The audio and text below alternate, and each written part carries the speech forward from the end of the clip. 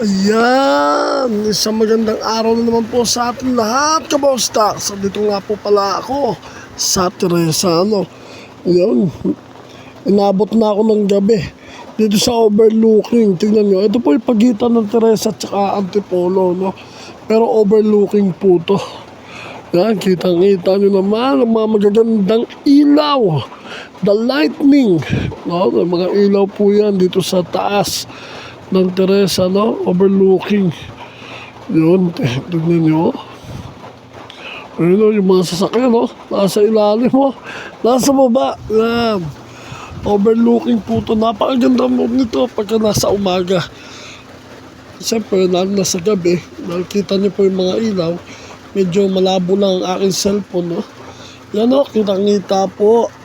Yun, kita nyo po yung Morong at saka yung Teresa, Yan po yan, yung mga ilaw na yan, kita-kita, yan, Yan po, magsisimula na po ako bumaba.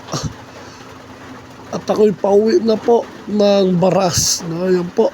Ito po makikita nyo pagka pumunta po kayo dito sa Teresa, yung pababa po papunta Antipolo, yan, O yun, pababa, sigsag, pababa.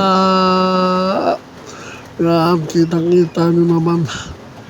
Yun, yung mga kabostaks. Tignan nyo. Yun. Yan. Talagang pababa po siya. Pagka naman po papunta Antipolo, pataas naman po siya ngayon. Sigsag din.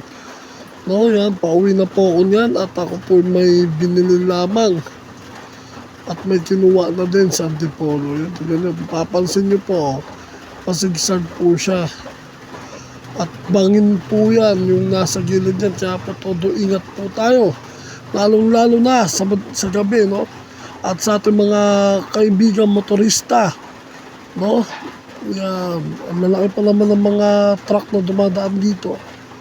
Yan, mga kabosdaks, tignan nyo, pansinin ninyo. Laki ng truck, Tapos kakanan, yan, papunta po yan ng baba ng Teresa. At paabuyod ako dadaan. Tapos, diretso na yan dun sa amin, sa Baras, Pinugay. Yun, pansinin ninyo, Yan, pababa na siya. Ito, malapit na ako dito. Yan, kung mapapansin ninyo. Yan, pauwi na din ako. Malapit na makauwi, mga kabosdaks. Tara.